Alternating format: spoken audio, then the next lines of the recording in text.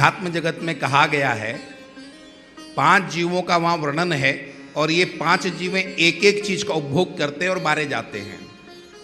रूप, रस, गंध, शब्द और स्पर्श, ये 5 चीजें हैं और इन 5 चीजों की वजह से एक एक जानवर मारा जाता है, एक एक जीव मारा जाता है और मनुष्य इन 5 को एक साथ भोगता है। तो क्या मनुष्य नहीं मारा जाएगा? सबसे पहले है रूप। पतंगा होता है ना, छोटे कीड़े होते हैं। आप गर्मियों में देखें, रात्रि में लाइट के नीचे कितने आपको मरे हुए मिलते हैं? लाखों।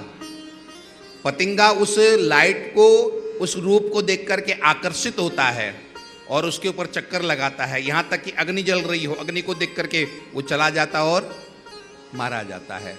तो रूप में वो पतंगा मारा जाता है। उसके बाद है रस। रस में कौन मारी जाती है? मछली। मछली पकड़ने वाला मछली के कांटे में आटा लगाता है या खाने की चीज लगाता है और मछली उस कांटे को नहीं देखती है, उस खाने वाली चीज को देखती है, खा जाती है, कांटा फंस जाता है और वो मछली गोविंदाय नमो नमः हो जाती है। तीसरा है गंध। गंध में कौन मारा जाता है? भौरा। भौरा क्या करता है? वो फूल पे जाके गंध लेता है, पराग लेता है। और एक भौरे की कथा है जो भागवत में भी और हमारे संस्कृत साहित्य में भी है। एक भौरा सुबह से शाम तक कमल का पराग ले रहा था, कमल की सुगंध ले रहा था। अब कमल ऐसा होता है कि जब सूर्योदय होता है तो वो खिल जाता है और सूर्यास्त होता है तो बंद हो जाता है। तो वो कमल, वो भौरा उस कमल की गंध लेते लेते बेसुध हो गया, समय का ध्यान नहीं रहा, सूर्यास्त हो गया और वो कमल बंद हो गया और उस कमल के अंदर ही वो फंस गया। अब विचित्र बात आप देखिए, भौरे में इतनी ताकत होती है, उसके डंक में इतनी ताकत होती है कि वो कमल के पत्तों को तोड़ करके बाहर आ सकता है, लेकिन वो आता नहीं बाहर, वहीं बैठा रहता है और क्या सोचता है? प्रातः काल होगा, ये कमल दल खिलेगा और फिर मैं यहाँ से उड़ करके और फिर कमलों का पराग लूँगा। लेकिन अभी प्रातःकाल हो नहीं पाया था, सूर्य उदय हो नहीं पाया था। एक हाथी आया और हाथी ने उस कमल को लिया अपनी सूंड में और मुंह में डाला और उस कमल के साथ उस भौरे का भी गोविंदाय। ये उस भौरे की कथा नहीं है, ये आप हमारी सबकी कथा है। हमारे साथ भी यही होता है। कल ये हम करेंगे, परसों हम ये करेंगे, ऐसा होगा वैसा होगा, हम हमेशा सोचते चले जाते हैं, लेकिन कब अंत आ जाए कोई पता नहीं होता है। हम भी ये संसार रूपी कमल है, इसमें बंद हो रखे हैं, चाहे तो यहां से निकल सकते हैं। परमात्मा ने हमको बुद्धि दी है, पशु नहीं निकल सकता है, पक्षी नहीं निकल सकते हैं, कीट पतंग नहीं निकल सकते, लेकिन मनुष्य निकल सकता है। परमात्मा ने आप हम सबको बुद्धि दी है, लेकिन हम इस बुद्धि का सदुपयोग नहीं करते हैं, इस बुद्धि का हम दुरुपयोग करते हैं। किसी ने बहुत अच्छा लिखा है, घोंसला बनाने में हम इस तरह से मशगूल हो गए, घोंसला बनाने में हम इस तरह मशगूल हो गए कि उड़ने के पंख थे, हम ये भी भूल गए। हम मुक्ति की तरफ जा सकते थे, हम मुक्त हो सकते थे, लेकिन नहीं, हम यहीं उसी भौरे की तरह हम यहीं चक्कर लगाते रहते हैं।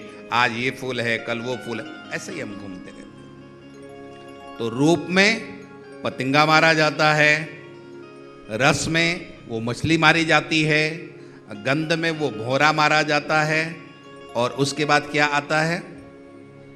स्पर्श। स्पर्श में कौन मारा जाता है? हाथी।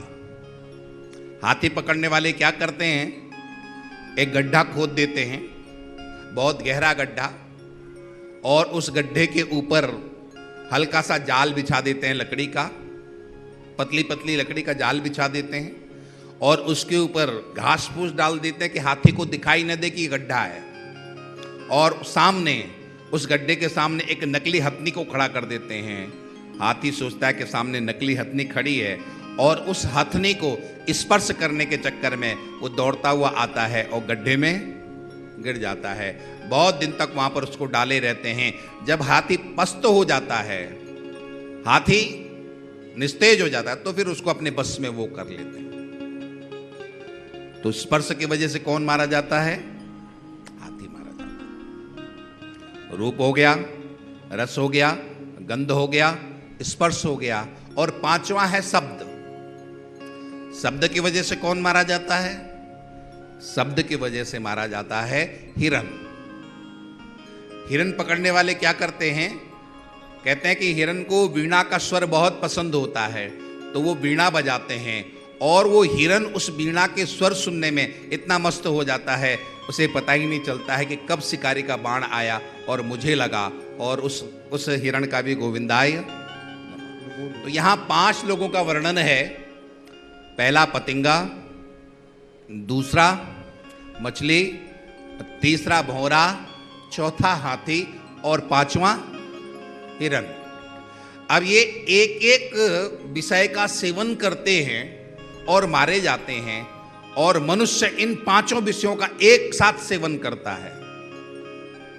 आपको रूप भी चाहिए, आपको रस भी चाहिए, आपको गंध भी चाहिए, आपको स्पर्श भी चाहिए, और आपको शब्द भी चाहिए। 5 विषयों का सेवन करने वाला वो मनुष्य मरेगा कि नहीं मरेगा? अब मरने की बात पर आप सब लोग मौन हो जाते हो। नहीं मरेगा? मरेगा।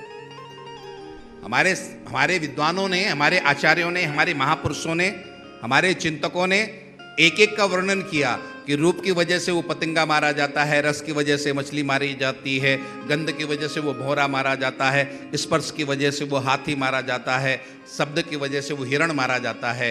एक एक विषयों का वो सेवन करते हैं और मारे जाते हैं। हम लोग 5 विषयों का सेवन करते हैं, तो अवश्य हम मारे जाएंगे कि नहीं मारे जाएंगे? तो इसीलिए जितेंद्रियता, हम इन इंद्रियों पर नियंत्रण करना सीखें, इंद्रियों को मारना नहीं है। भागवत में भगवान कृष्ण ने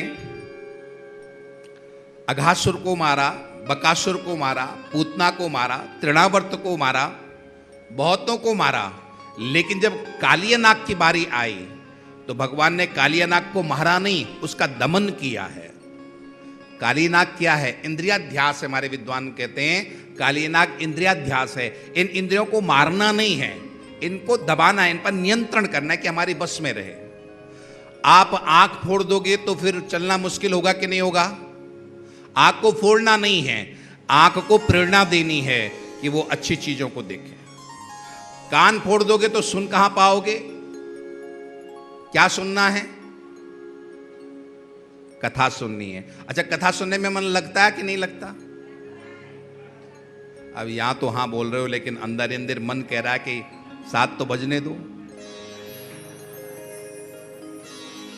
नहीं, जिनका लग रहा है उनकी बात अलग है, पर अधिकतर 95%, 95% लगना असंभव सा हो जाता है।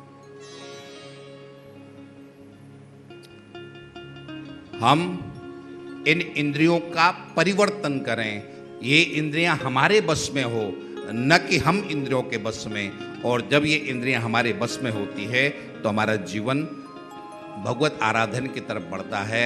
अन्यथा जब तक ये नियंत्रण वाली बात नहीं आएगी, तब तक भक्ति का ये लक्षण है, आप परमात्मा की तरफ चल रहे हैं, उसका ये भी लक्षण है कि उसकी इंद्रियां उसके बस में होती हैं।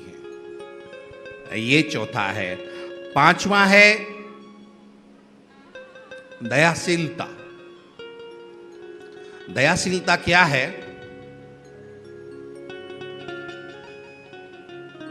किसी के दुख को देख करके, किसी की विपत्ति को देख करके आपका हृदय यदि द्रवित होता है तो समझ लेना आपके अंदर दया है।